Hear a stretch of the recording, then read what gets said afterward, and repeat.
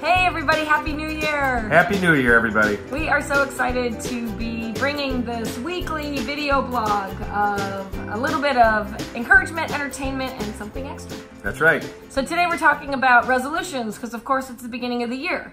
I don't make resolutions because I hate them and they set me up for failure. It's just me. Do you? No, I don't either. Yeah. But if you did, we just want to encourage you. I read something a long time ago that I want to read to you guys. It says, if you're serious about your decision, then there becomes no other options. If you decide to not eat sugar, then there is no negotiating between yourself and the peanut butter cookie. Don't go near it. Don't smell it. Don't allow any conversation in your head between your thoughts and the cookie. Thoughts become things. So if you allow the thought to begin, you will eventually be eating the whole bag. Not sticking to your decisions happens one nibble at a time. So I work for a television show during the week, Pickler and Ben, and there's a craft service table, which means they feed us very well. And so I walk by this table like 20 times a day, and it's full of sweets. And I tell myself every day, not eating from the craft service table today, not gonna do it. And then I walk by and I go, you know what? I can just have a little bite. Not gonna be a big deal. Just a taste. Before you know it, my face is in the craft service table. So just a little bit of encouragement that don't even allow yourself an option. If you say you're gonna work out in the morning, when you wake up, don't go, oh, you know what, maybe I'll go tomorrow. No, there's no other option. You made a decision, stick to it. That's right. You know, and I'm so proud of you. You made a great decision about a year ago. I did make a decision a year ago. To be with me. No, that's not what I was talking about. Go ahead. Yeah. It's my second best decision. Okay, good. My first best decision that I made was to quit smoking. Now, I have tried for many times throughout the years. I've smoked for 30 years. 30 years, and I was about a pack to 2 pack a day smoker. So for 30 years, and I just finally made the decision. Now, I just want to preface this by saying that, you know, the encouragement that we're giving here, it may not work for everybody. Yeah. But if it just works for one person out there, then we've done our job, right? Yeah. You know, so for me, it was all or nothing. I can't let myself cheat. I can't say, you know, be out one night and go, I'll just have one cigarette. Oh, it's not going to hurt me. Because for me personally, that's not the way I'm built. Yeah. I have one, I'm back smoking. I'm that way with sugar. If I have a nibble, done. Yep. I'm eating the whole cookie. So what I tried to do was just try to rewire my brain and my thought of the times that I did have a cigarette. There was a lot of times that it was you always had to have that cigarette after dinner, while I was driving in a car, while I was drinking, things of that nature. So I just had to push through it. Yeah. At those times and other times as well, but I had to push through it and just get over it. But the biggest thing, and you reminded me of this, and this is where the rewiring of the brain really comes in. You always think you need that cigarette. I need to have it. I have to have it. And who's telling you that? It's my head. Right. It's my brain telling me. Right. But what was interesting is the times that we travel and that we're on an airplane. Yeah. And you don't really think about it. It's like I made it, you know, you get through the airport, half the airports don't allow you to smoke anymore. By the time you find the smoking section, you're going to miss your plane. So I'd go, there's been a lot of travel dates where I'd go 4, 5, 6, 7, 8 hours without smoking. And I get off that plane and not realize that I made it 8 hours without smoking. And I would say, why do you need one now? He's like, man, I need a cigarette. I'm like, why? Right. You just didn't have one for 10 hours and you were fine.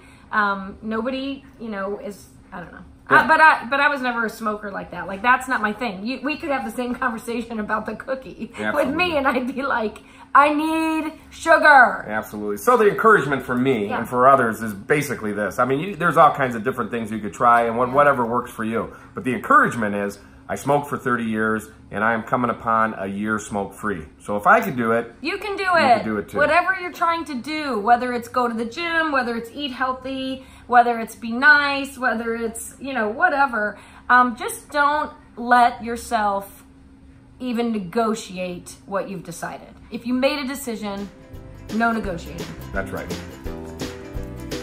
Hey everybody, welcome. This is the entertainment section of your vlog for this week. Yep. And we both realized that we were wearing shirts that said something about entertainment. This says My Life is a Country Song. Absolutely, and this is Sun Records, Sun Studios down in Memphis. Yeah. We took a trip down to Memphis in the summer, and oh my God, that's a historical recording studio down there. So shout out to Sun Studios down in Memphis. Yeah, but we're going to show you a videotape now from, I don't know if everybody knows that Eddie plays like 6,000 instruments. Well, maybe 5. Bass, drums, guitar, banjo.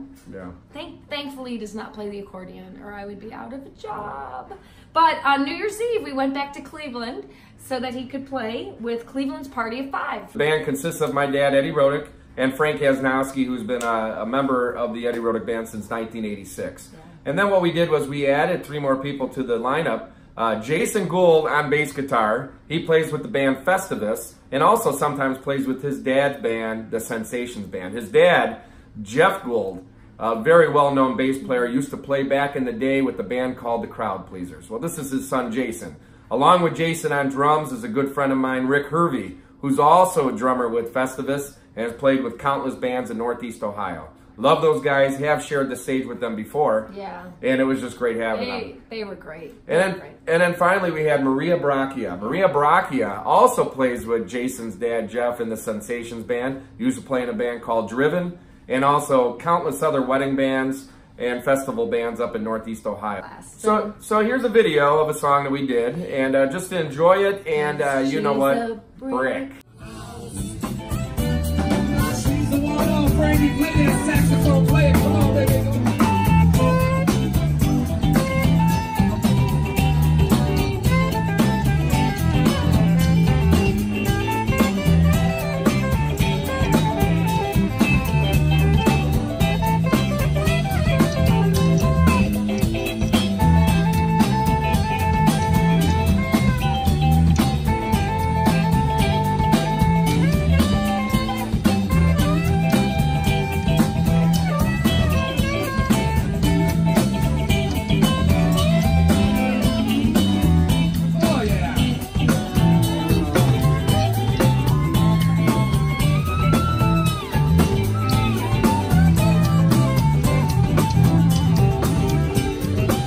Break it down, let's break it down, come on.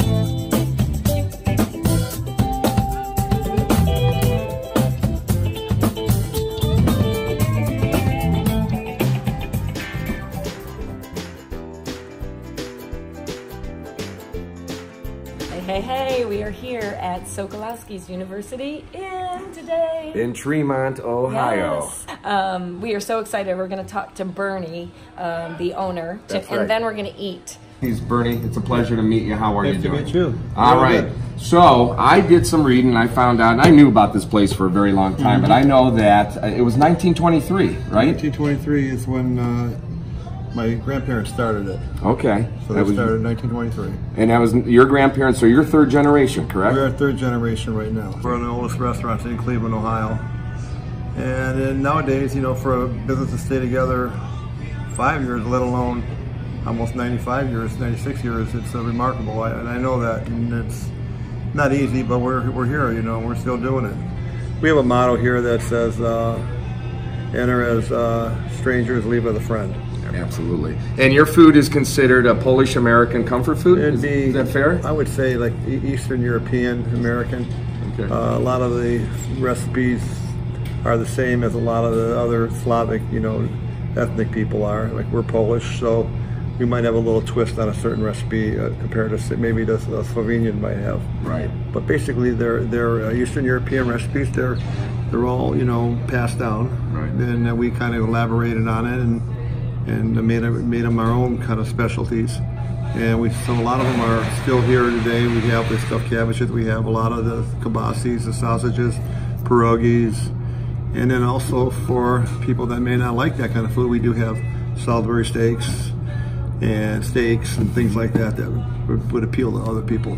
When you come to Cleveland, make sure you come to Sokolowski's. make sure you say hi to Bernie and tell him that you saw about the restaurant here on our LME3 video blog.